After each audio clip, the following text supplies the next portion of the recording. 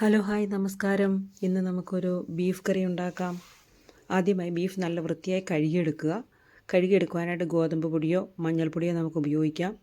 നന്നായി കഴുകിയ ബീഫിലേക്ക് ഒന്നര ടേബിൾ സ്പൂൺ മുളക് പൊടി, 1 ടേബിൾ സ്പൂൺ മല്ലിപ്പൊടി, 1/2 ടീസ്പൂൺ മഞ്ഞൾപ്പൊടി, 1 ടീസ്പൂൺ ഗരം മസാല, 1 ടീസ്പൂൺ കുരുമുളക് പൊടി ഇവ ചേർത്ത് ഒരു പ്രഷർ കുക്കറിൽ നന്നായി വേവിച്ചെടുക്കുക.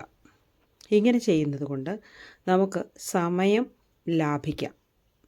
അതിനുവേണ്ടിയാണ് ആദ്യം ഇത് വേവിക്കുന്നത്. അതിനുശേഷം ആ കുക്കറിൽ വെന്തുകൊണ്ടിരിക്കുന്ന സമയത്ത് നമുക്ക് തേങ്ങ കൊത്തിയെടുക്കാം. അതുപോലെ ഇഞ്ചി, വെളുത്തുള്ളി, കൊച്ചുള്ളി, സവോള ഇവയെല്ലാം ചെറുതായി നുറുക്കിയെടുക്കാം. ആദ്യം നമുക്ക് തേങ്ങാക്കൊത്ത് വറുത്തെടുക്കാം. അതിനായി ഒരു ചീനച്ചട്ടി അടുപ്പിൽ വെച്ച് അതിലേക്ക് നമുക്ക് വെളിച്ചെണ്ണ ഒഴിച്ചു കൊടുക്കാം. ബീഫ് ഉണ്ടാക്കുമ്പോൾ എപ്പോഴും നല്ലത് വെളിച്ചെണ്ണയാണ്. എണ്ണ നന്നായി ചൂടായ ശേഷം അതിലേക്ക് നമുക്ക് തേങ്ങ കുത്തി വെച്ചത് ഇട്ട് കൊടുക്കാം. ആ സമയം തന്നെ അതിലേക്ക് കുറച്ച് മഞ്ഞൾപ്പൊടിയും ഉപ്പും കൂടെ ചേർത്ത് കൊടുക്കുക. ഈ തേങ്ങയ്ക്ക് ആവശ്യമായത് മാത്രം ചേർത്ത് കൊടുത്താൽ മതിയാകും. അല്ലെങ്കിൽ അവസാന സമയത്ത് ഉപ്പ് കൂടിപ്പോവും. ഇനി ഈ തേങ്ങ നന്നായിട്ടൊന്ന് വറുത്തെടുക്കാം. ആ വറക്കുന്നത് ഓരോരുത്തരുടെ ഇഷ്ടം അനുസരിച്ച് വറക്കാം. നന്നായിട്ടൊരു ലൈറ്റ് ബ്രൗൺ കളർ ആകുന്നവരെ വറക്കുന്നത് ആണ് സാധാരണ ചെയ്യുക.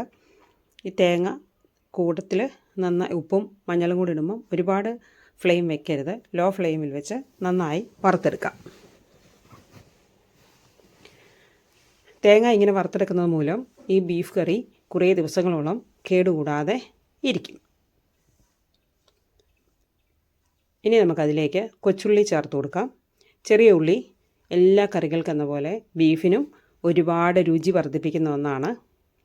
നമ്മൾക്ക് മുഴുവനും ചെറിയ ഉള്ളി ഇടണമെന്നാണ് താല്പര്യമെങ്കിൽ ആ ചെറിയ ഉള്ളി തന്നെ കൂടുതൽ ചേർക്കാം. ഈ സമയം നമുക്ക് അരിഞ്ഞു വെച്ചിരിക്കുന്ന ഇഞ്ചിയും വെളുത്തുള്ളിയും തേങ്ങാക്കൊത്തിൻ്റെ കൂടെ ഇട്ട് കൊടുക്കാം. അത് നന്നായിട്ടൊന്ന് വഴറ്റി തന്നെ എടുക്കാം. ആ എണ്ണയിൽ കിടന്ന് അത് നന്നായിട്ടൊന്ന് മുരിയട്ടെ. കൂടെ ഈ സമയത്ത് കറിവേപ്പില ചേർത്ത് കൊടുക്കാം.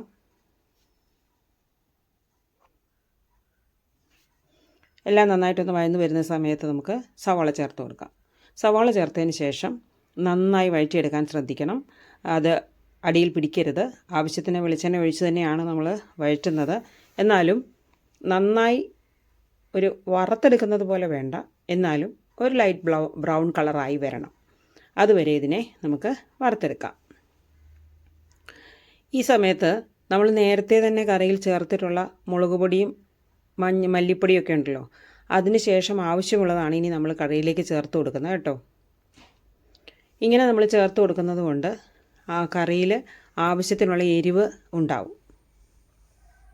വെറുതെ നമ്മൾ ബീഫ് വേവിച്ച് വെച്ചാൽ അതിൽ മുളകിൻ്റെയോ മല്ലിയുടെയോ മസാലയുടെയോ യാതൊരു ടേസ്റ്റും ഉണ്ടാവുകയില്ല. ഇപ്പോൾ നമ്മുടെ ബീഫ് ഇവിടെ വെന്തിരിപ്പുണ്ട്. നന്നായിട്ട് വെന്തു.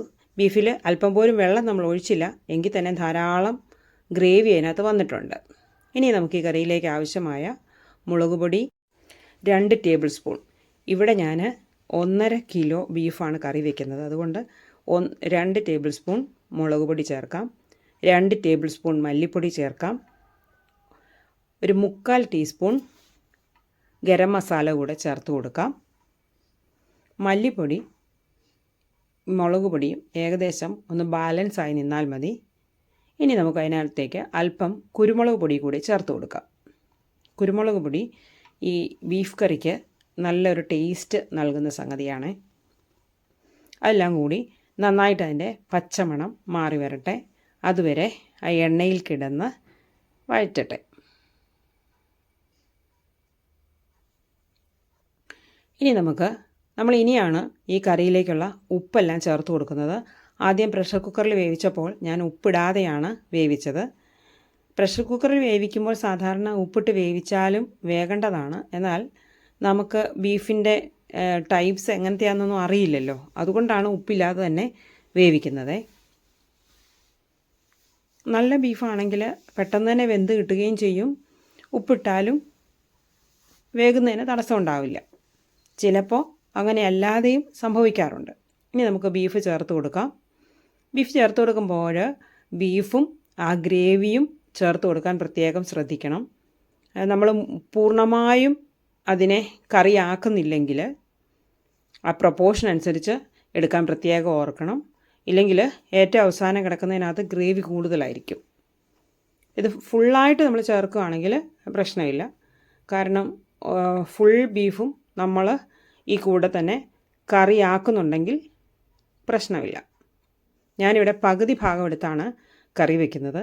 പകുതി ഭാഗം വേറൊരു കറിക്കായിട്ട് മാറ്റി വയ്ക്കുകയാണ്. ഒരുപാട് കറി ഒരേ ടൈപ്പ് ഉണ്ടാക്കി വയ്ക്കുന്നതിനേക്കാൾ എനിക്കിഷ്ടം പല രീതിയിൽ കറി വയ്ക്കാനാണ്. അപ്പോൾ നമ്മൾ മടുത്തു പോവില്ലല്ലോ കഴിക്കുമ്പോൾ. ആവശ്യത്തിനുള്ള ഗ്രേവി ഒഴിച്ച് ഇനി ഈ സമയത്ത് ഈ കറിയിലേക്ക് നമ്മൾ ഉപ്പ് ആവശ്യമുണ്ടെങ്കിൽ ചേർക്കുക. കാരണം നമ്മൾ മസാല വഴറ്റിയപ്പോൾ അതിനകത്ത് ഉപ്പ് ചേർത്തിരുന്നു. ഇനി ഈ ഗ്രേവി വറ്റി വരണം. അപ്പോൾ ഇതിലെ ഉപ്പെല്ലാം ആ ഇറച്ചിയിൽ പിടിച്ച് നല്ല കറക്റ്റ് പാകമായി വരും. ഇതിലേക്ക് നമുക്ക് ആവശ്യത്തിന് ധാരാളം കറിവേപ്പില ചേർത്ത് കൊടുക്കാം കേട്ടോ. കറിവേപ്പില ഈ കറിക്ക് ഒരു പ്രത്യേക ടേസ്റ്റ് നൽകുന്നവയാണ്. ഈ ബീഫ് കറി നമ്മൾ കഴിക്കാനായിട്ട് നല്ലത് ചോറിൻ്റെ കൂടെയും ചപ്പാത്തിയുടെ കൂടെയും കപ്പയുടെ കൂടെയും എല്ലാം നല്ലതാണ്. അതിൻ്റെ ആ ടേസ്റ്റ് അങ്ങനെയാണ്. അപ്പത്തിന് അതുപോലെ വെള്ളയപ്പവും ബീഫ് കറിയും സൂപ്പർ കോമ്പിനേഷനാണ്. ഇനി നമ്മൾ ഇത് നമുക്ക് വേണമെങ്കിൽ ഇതേ കറി തന്നെ പൂർണ്ണമായും വറ്റിച്ച് ബീഫ് ഫ്രൈ ആക്കി എടുക്കാം. അല്ലെങ്കിൽ അല്പം ഗ്രേവിയോടുകൂടി ചപ്പാത്തിയും കപ്പയും ഒക്കെ കഴിക്കാനായിട്ട് എടുക്കാം. ഏത് രീതിയിലും നമുക്ക് ഉപയോഗിക്കാൻ പറ്റുന്ന ഒന്നാണ് ഈ ബീഫ് കറി. കറിയായിട്ട് കഴിക്കുമ്പോൾ ചപ്പാത്തിയുടെ കൂടെയും അപ്പത്തിൻ്റെ കൂടെയും ഒക്കെ നമുക്ക് ഉപയോഗിക്കാം. ഇങ്ങനെയല്ല, ഈ ഗ്രേവി കുറച്ചും കൂടെ ഒന്ന് വറ്റി വരും. അങ്ങനെ വറ്റി വരുമ്പോൾ ഈ മസാലയുടെയും കുരുമുളകിൻ്റെയും എല്ലാ ഗുണങ്ങളും ആ ഫ്ലേവറുകളും ആ ഇറച്ചിയിലുണ്ടാവും. അങ്ങനെയാണ് ബീഫ് കറി നമ്മൾ പറയുന്നത് പോലെ അടിപൊളിയായി ടേസ്റ്റായിട്ട് വരുന്നത്. ഏറ്റവും അവസാനം വരെ ഇതിന് ഇടയ്ക്കൊന്ന് ഇളക്കി കൊടുത്തുകൊണ്ടിരിക്കാൻ പ്രത്യേകം ശ്രദ്ധിക്കണം. അല്ലെങ്കിൽ അത് അടിയിൽ പിടിച്ചു പോകാനായിട്ട് സാധ്യതയുണ്ട്. അങ്ങനെ കരിഞ്ഞു പോയാൽ ആ കറിയുടെ രുചി നഷ്ടപ്പെടും. ഇത് സാവധാനം വറ്റി വരുമ്പോഴാണ് ബീഫ് കറിയുടെ യഥാർത്ഥ രുചി അല്ലെങ്കിൽ ആ ഒതൻറ്റിക്കായ രുചി വരുന്നത്. പണ്ട് കാലത്ത് നമ്മുടെ അമ്മച്ചിമാരൊക്കെ കലത്തിലാണ് ബീഫ് കറി വെച്ചുകൊണ്ടിരുന്നത്. എൻ്റെ ചെറുപ്പത്തിൽ ഞാനത് കഴിച്ചിട്ടുണ്ട്. അതിൻ്റെയൊക്കെ രുചിയൊന്ന് ഓർക്കാൻ പോലും പറ്റില്ല. അതുപോലെ ടേസ്റ്റാണ്. ഇപ്പോൾ നമ്മൾ മൺകലത്തിലോ മൺചട്ടിയിലോ ഒന്നും ഉണ്ടാക്കുന്നില്ലല്ലോ. അതിനൊക്കെ അതിൻ്റേതായ ടേസ്റ്റുകളുണ്ട് കേട്ടോ. ഞാൻ എപ്പോഴും ആലോചിക്കും ഒരു ചട്ടിക്കകത്തൊക്കെ ഒന്ന് കറിയൊന്ന് ഉണ്ടാക്കി നോക്കണമെന്ന്. പക്ഷേ നമ്മുടെ തിരക്ക് പിടിച്ച ജീവിതത്തിൽ അങ്ങനത്തെ കാര്യങ്ങൾക്കൊന്നും എനിക്ക് സത്യത്തിൽ സമയം കിട്ടാറില്ല. എപ്പോഴെങ്കിലും അങ്ങനെയൊക്കെ ഒന്ന് ചെയ്യണം. അങ്ങനെ ചെയ്യുകയാണെങ്കിൽ തീർച്ചയായും ഞാനതിൻ്റെ വീഡിയോ ഇടും. അപ്പോൾ ഈ കറി നന്നായി വറ്റി വന്നുകൊണ്ടിരിക്കുകയാണ്. ഞാനിതിൻ്റെ കുറച്ച് ഭാഗങ്ങൾ മാത്രമാണ് കാണിക്കുന്നത് കേട്ടോ. ഓരോ സമയത്തും കുറച്ച് കട്ട് ചെയ്ത് കളഞ്ഞിട്ടാണ് കാണിക്കുന്നത്. അല്ലെങ്കിൽ വീഡിയോ ഒരുപാട് ലെങ്തായി പോവുമല്ലോ. ഇനി ഈ സമയത്ത് നമുക്കിതിലേക്ക് ഏറ്റവും അവസാനത്തെ സമയത്ത് നമുക്കതിലേക്ക് ഒരു 1/4 ടീസ്പൂൺ ഗരം മസാല ചേർത്ത് കൊടുക്കണം. കൂടെ ഒരു 1/2 ടീസ്പൂൺ കുരുമുളക് പൊടി, കൂടെ അല്പം കറിവേപ്പില.